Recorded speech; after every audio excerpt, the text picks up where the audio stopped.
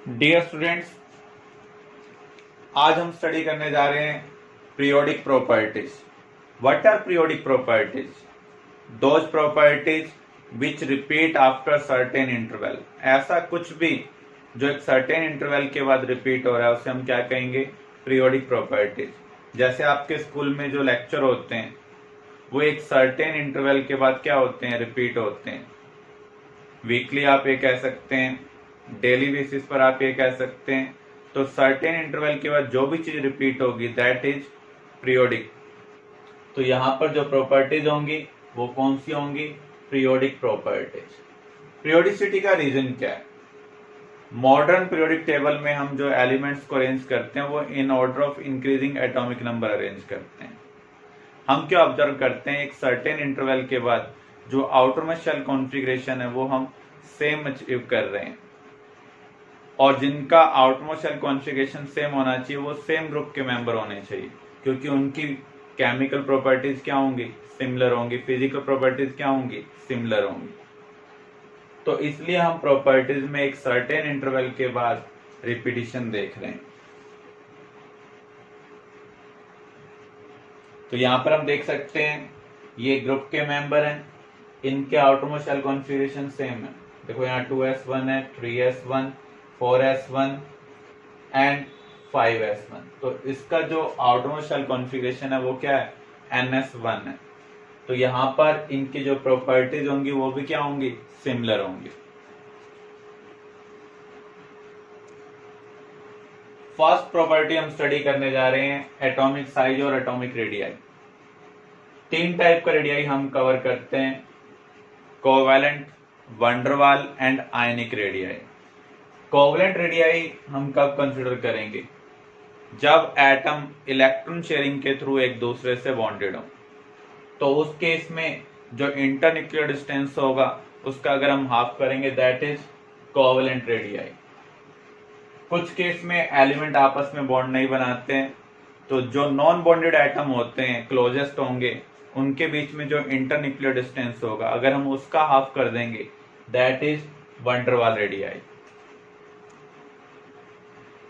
तो यहां पर ये इलेक्ट्रॉन शेयरिंग के थ्रू बॉन्डेड है, ये न्यूक्लियस और ये न्यूक्लियस, इसके बीच में जो डिस्टेंस होगा दैट इज इंटरन्यूक्लियर डिस्टेंस। अगर हम इसका हाफ करेंगे तो जो रेडियाई होगा दैट इज कोवैलेंट रेडियाई। यहाँ पर ये नॉन बॉन्डेड क्लोजेस्ट एटम है, इनमें जो इंटरन्यूक्लियर डिस्टेंस है अगर हम इसका हाफ करेंगे तो वो कौन सा रेडियाई होगा? वंडरवाल रेडियाई होगा।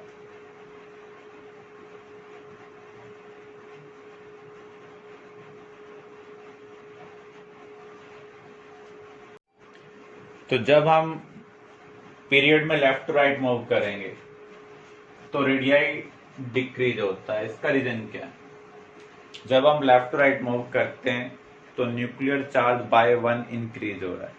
यहाँ पर जितने प्रोटॉन है उससे एक ज्यादा प्रोटॉन यहाँ पर है, इससे ज्यादा एक प्रोटॉन यहाँ पर है। इसका मीनिंग न्यूक्लियस का पॉजिटिव चार्ज इंक्रीज हो रहा है, तो वो आउटरमोस्ट इलेक्ट्रॉन को मोर स्ट्रांगली अट्रैक्ट करेगा। जितना स्ट्रांगली अट्रैक्ट करेगा आउटरमोस्ट शेल इलेक्ट्रॉन उतना क्लोजर आएगा। इसलिए रेडियाई लेफ्ट टू राइट क्या हो रहा है? Decrease. Up to fluorine radii decrease हो रहा है, लेकिन उसके बाद रेडियाई क्या होता है? इंक्रीज होता है। इसका रीजन क्या है? यहां तक तो ये इलेक्ट्रॉन शेयरिंग में इन्वॉल्व होते हैं, इसलिए हम यहां पर कौन सा रेडियाई कंसिडर कर रहे हैं? Covalent radii. लेकिन जैसे ही हम फ्लोरीन से नियोन की तरफ जाते हैं तो नियोन तो बॉन्डिंग में पार्टिसिपेट ही नहीं करता, ये नोबल गैस है, इसका आउटरमोस्ट शेल कॉन्फ़िगरेशन क्या है? कंप्लीट है। तो इसलिए इसके केस में हमें कौन सा रेडियाई कंसिडर करना होगा? Van der Waals radii. तो वंडरवाल रेडियाई क्या होता है? सबसे ज्यादा रेडियाई होता है तीनों टाइप रेडियाई में, मेटालिक, कोवैलेंट एंड वंडरवाल। तो इसलिए ग्रुप 17 से ग्रुप 18 की तरफ रेडियाई क्या हो रहा है? इंक्रीज। टॉप टू बॉटम अगर हम जाएंगे तो एक पीरियड से जब हम दूसरे पीरियड की तरफ जाते हैं तो हम एक एक्स्ट्रा शेल का एडिशन कर रहे हैं। आप ये कह सकते हैं अभी कोई इलेक्ट्रॉन न्यूक्लियस के अराउंड फर्स्ट ऑर्बिट में, अब हम उससे नीचे जा रहे हैं तो उसको सेकंड ऑर्बिट में हम प्लेस कर रहे हैं, फिर थर्ड ऑर्बिट में। तो आप देख रहे हैं due to addition of extra shell जो आउटमोस्ट इलेक्ट्रॉन है वो न्यूक्लियस से फार अवे जा रहा है, इसलिए डाउन द ग्रुप रेडियाई क्या हो रहा है, इंक्रीज हो रहा है।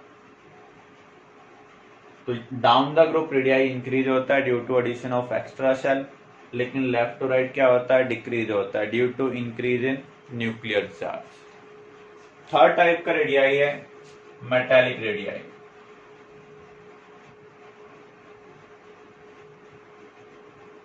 मेटल एटम में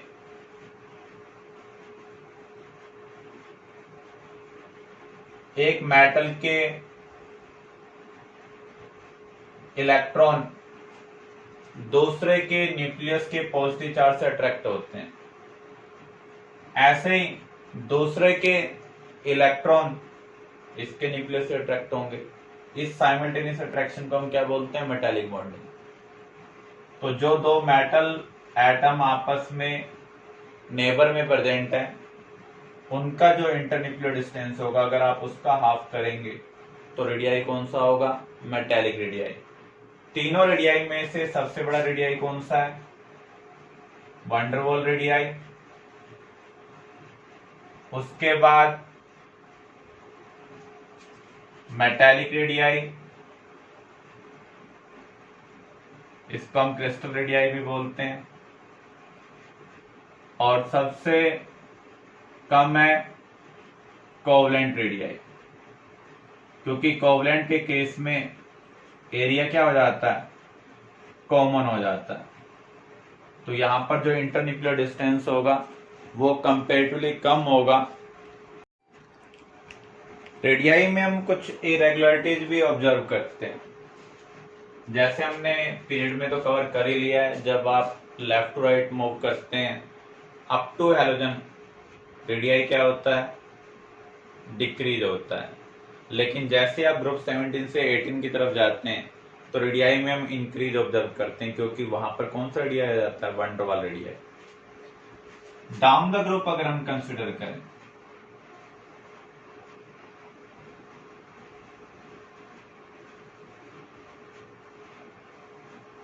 रेडियाई नॉर्मली इंक्रीज होता है due to addition of extra shell,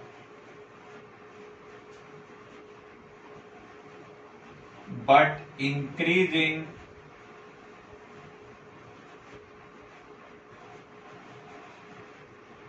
radii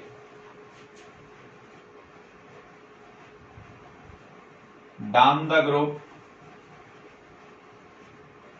less than expected.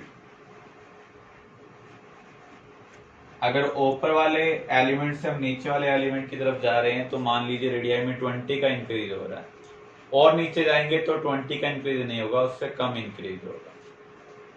इसका रीजन क्या है, poor shielding effect of D and F electron in inner shell।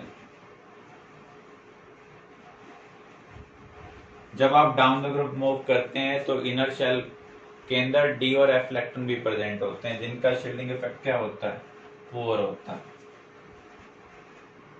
So nuclear attraction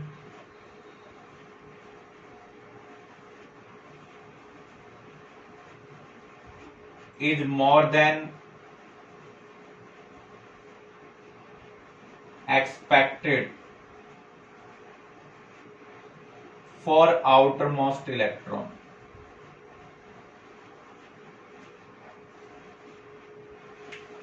इनका शील्डिंग इफेक्ट पुअर होने की वजह से जो न्यूक्लियस है अब आउटरमोस्ट इलेक्ट्रॉन को कंपेरेटिवली स्ट्रॉन्गर वे में अट्रैक्ट करेगा। जितना स्ट्रांगली अट्रैक्ट करेगा उतना इलेक्ट्रॉन क्लोजर आएंगे। तो रेडियाई यहाँ पर जितना हम इंक्रीज एक्सपेक्ट कर रहे थे due to addition of shell, उतना इंक्रीज नहीं हो रहा है, थोड़ा सा कम इंक्रीज हो रहा है। अब ये जो शील्डिंग इफेक्ट होता है ये क्या होता है, इसको अभी हम अंडरस्टैंड करेंगे। ऐसे ही अगर हम डी ब्लॉक को कंसिडर करें, डी ब्लॉक में 4 सीरीज हैं, 3D, 4D, 5D, 6D। 4D का रेडियाई 3D से क्या है, ज्यादा है, क्योंकि यहां पर एक एक्स्ट्रा शेल का एडिशन हो रहा है। लेकिन 4D और 5D का जो रेडियाई है वो क्या है, सिमिलर है।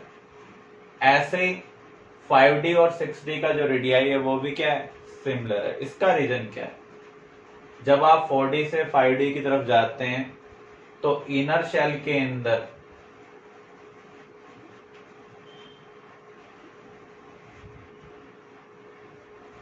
यहां पर 4F इलेक्ट्रॉन आ जाते हैं। और अभी हमने कवर किया डी और एफ इलेक्ट्रॉन का जो शील्डिंग इफेक्ट होता है वो पुअर होता है। क्यों पुअर होता है, आपने शेप के रिगार्डिंग स्टडी किया था। एस की शेप क्या होती है, स्फेरिकल सिमेट्रिकल, एक वो सॉलिड स्फीयर है। इसका मीनिंग इनर शेल वाले इलेक्ट्रॉन आउटरमोस्ट शेल के जो इलेक्ट्रॉन है उनको अच्छे ढंग से छुपा रहे हैं, स्क्रीन कर रहे हैं, शील्ड कर रहे हैं। लेकिन पी की शेप कैसी है, डम्बल, तो एस के कंपैरिजन में पी वाले इलेक्ट्रॉन आउटमोस्ट इलेक्ट्रॉन को कम छुपा पाएंगे। डी में तो और ज्यादा डम्बल है, एफ में और ज्यादा डम्बल है। तो यहां पर ज्यादा डम्बल होने की वजह से न्यूक्लियस आउटमोस्ट इलेक्ट्रॉन को कंपेरेटिवली ज्यादा विजुलाइज कर पा रहा है।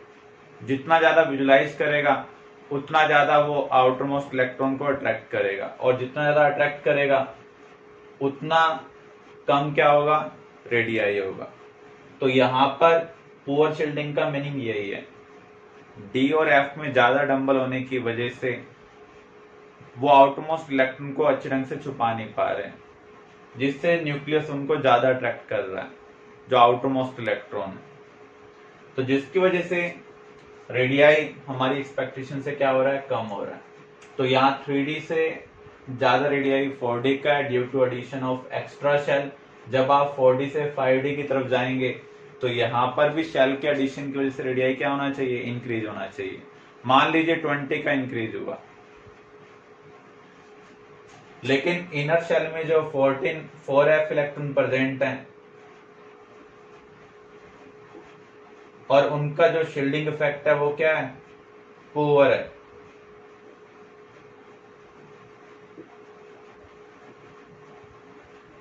तो न्यूक्लियर अट्रैक्शन इंक्रीज हो जाएगा। तो न्यूक्लियर अट्रैक्शन की वजह से रेडियाई क्या होना चाहिए, डिक्रीज होना चाहिए। शेल के एडिशन की वजह से 20 का इंक्रीज हो रहा है, और 14F इलेक्ट्रॉन प्रेजेंट होने की वजह से जो न्यूक्लियर अट्रैक्शन इंक्रीज हुआ उसने रेडियाई उतना ही कम कर दिया, अराउंड 20। तो इसलिए 4D और 5D का जो रेडियाई है वो क्या है, सिमिलर है। ये हम ऑब्जर्व करते हैं आफ्टर लैंथेनम। अगर आप ग्रुप 3 के अंदर La सिंबल देखेंगे उसके बाद हम ये चीज ऑब्जर्व कर रहे हैं। तो यहां पर इसलिए इस कॉन्ट्रैक्शन का नाम क्या है, लैंथेनाइड कॉन्ट्रैक्शन। कॉन्ट्रैक्शन का मीनिंग क्या होता है, साइज कम होना।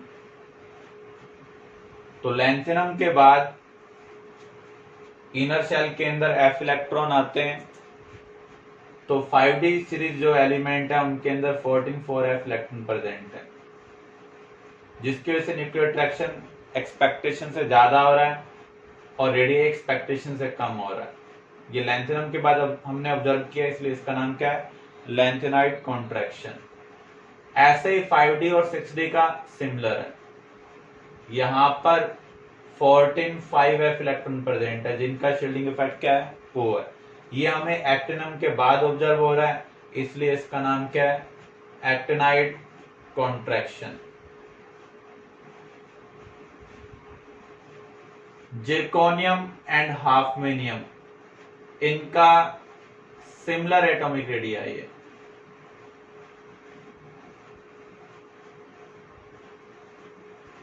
तीनों जरा हाफा, तो जो टीनो है वो 3D से बिलोंग कर रहा है, जिरकोनियम 4D से बिलोंग कर रहा है, हाफमेनियम 5D सीरीज से बिलोंग कर रहा है।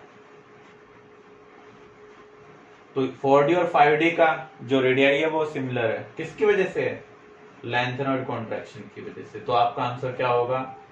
Lanthanoid contraction. क्लियर? तो डी ब्लॉक में हम इस तरीके से कुछ इरेगुलरिटीज को ऑब्जर्व कर रहे हैं।